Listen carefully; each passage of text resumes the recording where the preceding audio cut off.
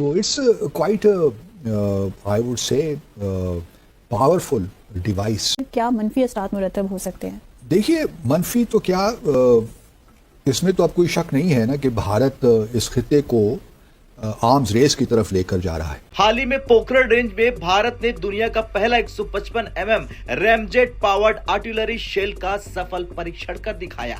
और ध्यान दीजिए, ये सिर्फ भारत का नहीं बल्कि पूरी दुनिया का पहला ऑपरेशनल लेवल टेस्ट था। अमेरिका ने कोशिश की, इजराइल ने विकल्प ढूंढे, लेकिन successful ramjet artillery shell test सिर्फ भारत ने किया। हम लोग जब छोटे छोटे थे ना, तो मिसाइल जब देखे थे, आप ब्रह्मोस मिसाइल को देखिएगा ना, तो आगे खोखला टाइप का दिख रहा होगा आपको। अगर ये इसका इमेज देखेंगे तो ये देखिएगा आगे ना इसका एक नोक टाइप का निकला हुआ, अंदर गहरा है। तो हम लोग ये सोचते थे कि ससुरा काहे लिए ऐसे बनाया है, धोधर टाइप का, इसमें तो हवा फंस जाएगा, ये स्पीड नहीं भागेगा, इसको एकदम सुइया जहाज की तरह बनाना चाहिए ताकि हवा में रगड़ाए नहीं, सीधे भाग जाए। बाद में समझ में आया ससुरा कि इसमें आगे जो लगा है वो रैमजेट है, जो स्पीड पकड़ने के बाद स्पीड को बूस्ट करने का काम आता है। तो भारत ने अभी जो मिसाइल बनाया है वो एक्चुअली रैमजेट और स्क्रैमजेट मिसाइल बनाया है। ये बिल्कुल ये अलार्मिंग साइन है। और ये जो खित्ते के जितने भी उसके नेबर्स हैं जिनके साथ ताल्लुकात कशीदा है, तो उनके लिए तो बड़ा लम्हा फिक्री है। जब आप किसी देश को सुपर पावर कहते हैं तो आपकी सिर्फ इकोनॉमी स्ट्रांग नहीं हो सकती, इकोनॉमी के साथ आपकी मिलिट्री को भी स्ट्रांग होना पड़ेगा। इंडिविजुअली अगर आपकी इकोनॉमी स्ट्रांग है, आप सुपर पावर कभी नहीं कहलाएंगे। दोस्तों नमस्कार। आईआईटी मद्रास ने वो कर दिखाया जो दुनिया में कोई नहीं कर पाया, ना ही अमेरिका, ना ही चाइना और ना ही रशिया। भारत ने हाल ही में रैमजेट आर्टिलरी शेल का सफल परीक्षण किया है और इसकी मारक क्षमता नॉर्मल तोप के गोले से डबल से भी ज्यादा है और काफी घातक भी है। ये एक ऐसा अजूबा है जिसको लेने के लिए यूरोप तरस रहा है, क्योंकि उन्हें इसकी सबसे ज्यादा जरूरत है आज के हालात को देखते हुए। भारत की यही खास बात है कि हम बोलते नहीं है, करके दिखाते हैं, क्योंकि हम चारों तरफ से दुश्मन से घिरे हैं और हमारे लिए अपने डिफेंस को स्ट्रॉन्ग करना बहुत जरूरी है। और अभी हम अपनी जीडीपी का 1.9% खर्च कर रहे हैं डिफेंस पर। लेकिन एक्सपर्ट का मानना है कि आज के खतरे को देखते हुए जो फ्यूचर में होने वाला है उसके लिए हमें अभी से तैयारी करनी होगी और अपने डिफेंस बजट को जीडीपी का कम से कम 4% करना होगा, नहीं तो हम इस रेस में बहुत पीछे रह जाएंगे। चीन जो हमारा पड़ोसी है वो डिफेंस बजट में हमसे कहीं आगे है, क्योंकि उनकी इकोनॉमी भी हमसे 5 गुना ज्यादा है। अब हम भी बहुत तेजी से आगे बढ़ रहे हैं और भविष्य के गर्भ में क्या है किसी को नहीं पता, इसलिए हमें अभी से तैयारी शुरू करनी होगी। और वो दिन बहुत जल्द आएगा जब हम एक भी हथियार बाहर से इम्पोर्ट नहीं करेंगे और सब कुछ अपने घर बनाएंगे और दुनिया को एक्सपोर्ट करेंगे। रैमजेट और स्क्रैमजेट किसी जहाज वगैरह में सक्सेस नहीं हो पाते, इसका प्रयोग मिसाइलों में किया जाता है। ये क्या करता है, स्पीड कैसे बढ़ाता है। किसी भी जहाज में जेट इंजन लगा, जैसे इसमें भी जेट इंजन लगा है, तो जेट इंजन लगने के बाद उसमें पीछे की ओर या साइड में कहीं जहां जगह ठीक बैठे एक रैमजेट इंजन लगा दिया जाता है। रैमजेट इंजन कुछ नहीं होता है बल्कि वो हवा को लेता है, ऐसे देखिए यह हवा को लेता है और बीच में एक रुकावट लगा दिया जाता है। ये रुकावट क्या करता है, हवा को बहुत ज्यादा हवा को ले लेता है और जाने का जगह बहुत कम है। अब जब ज्यादा आदमी है, पूरा प्रेशर से हवा ले लिए हैं, अंदर कम है, तो ऑटोमेटिक यहाँ प्रेशर जनरेट हो जाएगा। और जब प्रेशर जनरेट हो जाएगा तो यहाँ आप स्पार्क करके आग लगा दीजिए फ्यूल फेंक के, तो ये जहाज को एक एक्स्ट्रा स्पीड दे देगा। लेकिन अब जरा सोचिए कि अगर हम जेट इंजन नहीं लगाएं, डायरेक्ट स्क्रैमजेट लगाएं, तो इसमें तो रैमजेट या स्क्रैमजेट लगाए तो इसमें तो पंखी है, ये नहीं है, तो जहाजिया को प्रारंभिक स्पीड कैसे देगा। तो रैमजेट और स्क्रैमजेट एक ऐसा इंजन है जो जेट इंजन में लगाने के बाद लगाना पड़ता है इसे, जो एक्स्ट्रा एनर्जी दे सके इसे, क्योंकि इसके आगे पंखा नहीं होता है, समझा गया। तो शुरुआती स्पीड टरबाइन देता है, बाद में ये देता है। इससे भी खतरनाक रूप है स्क्रैमजेट का। अब स्क्रैमजेट का देखिए, इसका मुंह और धोधड़ होता है, एकदम धोधड़, यानी खूब हवा ले लेगा। अब पिछवा और एकदम पतला, देखिए इसमें तो और पतला है, यहाँ तो एकदम पतला है। अब यहाँ से हवा सोचेगा हम भागे यहाँ से, तो ये क्या करेगा ना, यहीं पे फ्यूल फेंक देता है, ईंधन, और यहीं आग लगा देता है। तो हवा तो अपने सोच रही थी कि भागे और तब तक यहाँ आग लगा दिया, तो हवा और गर्म हो गई और भयानक भाग जाएगा यहाँ पे।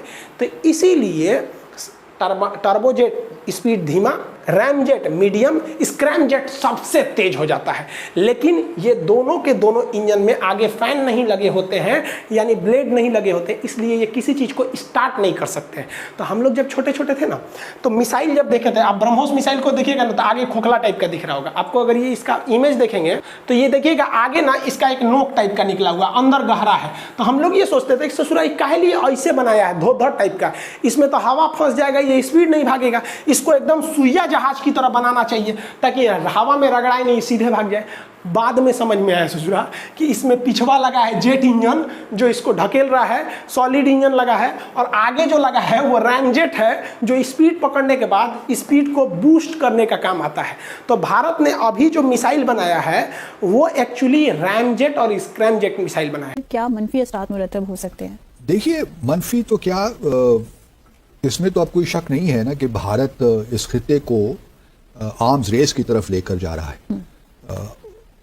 ऑब्वियसली पाकिस्तान के लिए कोई स्टैटिक सिचुएशन तो नहीं है। डिटेरेंस अगर हमने उसको क्रेडिबल रखना है, ये नहीं है कि जो जितने मिसाइल भारत के पास हों उतने ही मिसाइल हमारे पास हों, लेकिन अगर हमने अपने डिटेरेंस को क्रेडिबल रखना है तो हमें भी तैयारियां करनी है। जी, तो it's quite I would say powerful device. अब अगर आप देखिए, पाकिस्तान के पास कोई न्यूक्लियर पावर सबमरीन तो नहीं है, लेकिन अब भारत के पास दो तो हैं जो कि इस वक्त ऑपरेशनल हैं। एक तो ये हो गई ना अरी घाट हो गई, और दूसरी मेरे ख्याल में है मुझे अरिहांत है शायद, नाम मुझे भूल गया है, और तीसरी जो आ रही है वो अरिधमान, ये 2001 जो इस साल आएगी। तो 3 nuclear submarine, nuclear power submarine Bharat के पास हैं। हमारे पास देखिए, हमने भी बहुत काम किया है सबमरीन्स पे, न्यूक्लियर भले ना सही, कन्वेंशनल सबमरीन्स हमारे पास हैं, और हमारा ख्याल यही है कि वही बहुत इफेक्टिव हैं और डिटेरेंस क्रिएट करती हैं भारत के लिए। क्योंकि अगला मार्का जो होगा ना, लेट्स रिमेंबर, सबमरीन या आपकी नेवल वॉर होगी। मुझे लगता है, मेरी असेसमेंट है, मैं कोई मिलिट्री एक्सपर्ट नहीं हूं। एक तरफ हम कह रहे हैं कि भारत की इकोनॉमी बढ़ रही है, दूसरी तरफ हम ये कह रहे हैं कि साहब देखिए, भारत का जो डिफेंस है उसमें लगातार इन्वेस्टमेंट हो रही है। जब आप किसी देश को सुपर पावर कहते हैं तो आपकी सिर्फ इकोनॉमी स्ट्रांग नहीं हो सकती, इकोनॉमी के साथ आपकी मिलिट्री को भी स्ट्रांग होना पड़ेगा। इंडिविजुअली अगर आपकी इकोनॉमी स्ट्रांग है, आप सुपर पावर कभी नहीं कहलाएंगे। सऊदी अरब बहुत अमीर है, सिंगापुर बहुत अमीर है, दुबई, यूनाइटेड अरब एमिरेट्स, ये बहुत अमीर देश है, लेकिन कभी आप इनको सुपर पावर नहीं कहते।